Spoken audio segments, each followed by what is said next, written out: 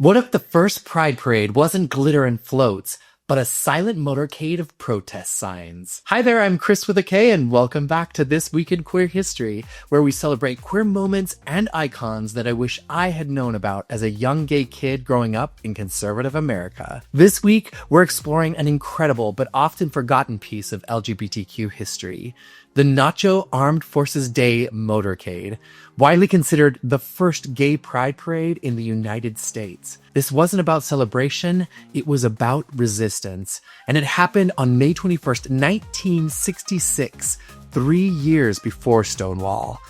Let's get into it.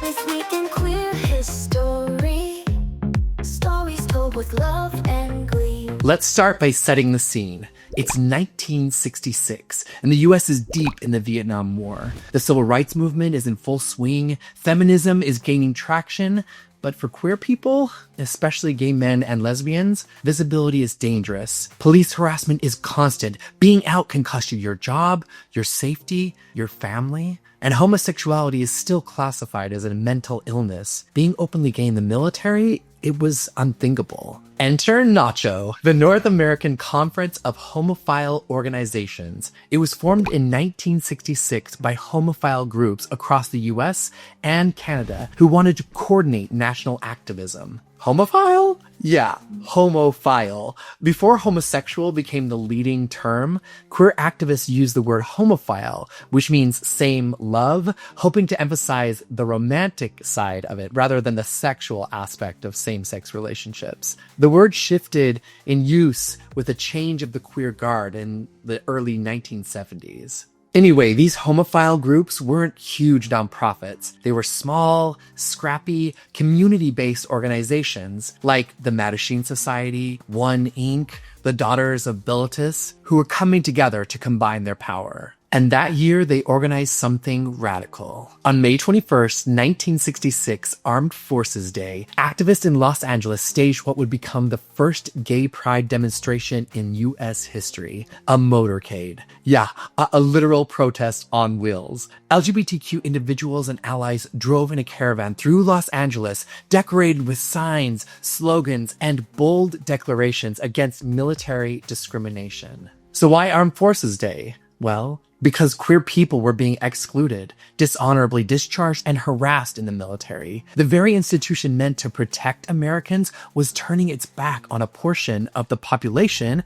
that it claimed to serve. This protest wasn't just about military policy, it was about demanding to be seen as full citizens with full access. This motorcade was coordinated in partnership with NACHO and local homophile organizations, including the Mattachine Society and the Southern California Council on Religion and the Homophile. Yep, there's that homophile word again. And this was all in a time when they didn't have Twitter, they didn't have Google Docs, they didn't have group chats. No, none of that. But they organized, they strategized, and they mobilized. Participants made posters and hand-lettered signs reading things like "End discrimination in the armed forces" and "We are Americans too." These signs weren't flashy, they were statements of existence. In a time when public queerness was often met with violence, simply showing up in daylight with a protest sign was an act of radical courage. The cars in the motorcade drove slowly through Hollywood and West Hollywood, areas known for their vibrant but underground gay communities. Drivers honked in support, some pedestrians cheered,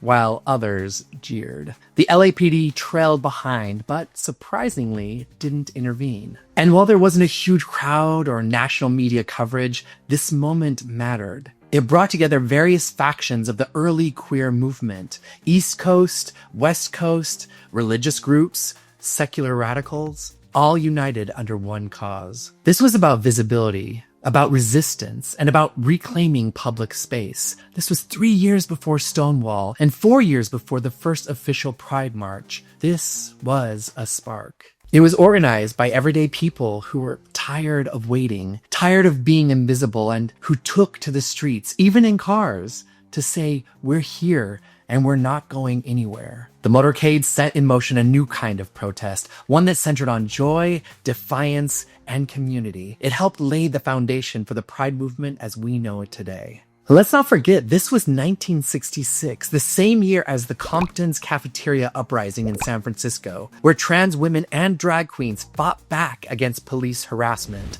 The movement was not one event. It was a series of interconnected sparks lighting up the country. And one of those sparks was the Armed Forces Day motorcade. We are not the first to protest, and we won't be the last. That's what I kept thinking as I read about this motorcade. About the activists who taped signs to car windows and drove slowly, defiantly through a city that didn't yet see them. It reminded me of a more recent moment. It was 2020, and LA Pride transformed from a parade into a full-on resistance march. Black Lives Matter and LGBTQ activists joined forces. There were bomb threats, warnings about violence, and still, we showed up. Over 30,000 of us marched, masked, cautious, but unwilling to stay home. We remembered where pride came from: protest, anger, hope. And as I think back on that day, I can't help but feel connected to those people in 1966. They didn't have our technology, but they had our spirit. They showed up for each other. They challenged the system. They believed that visibility could save lives. And I get it. Life is busy. It's hard to make time for activism when work is overwhelming, when the news feels heavy, when burnout is creeping in. But we have to. Because if we don't show up for each other, who will?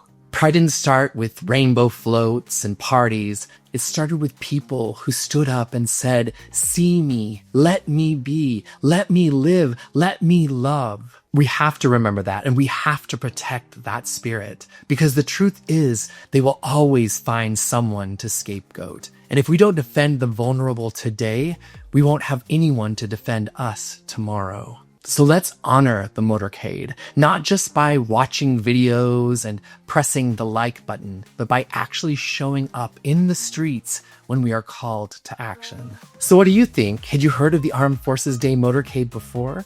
Drop your thoughts in the comments. I read them all, and I love hearing from you. And if this video lit a fire within you, check out this video popping up right over here for more powerful queer history. And don't forget to join the mailing list. Link is down in the description below. Until next time, stay strong, stay bold, and keep making history.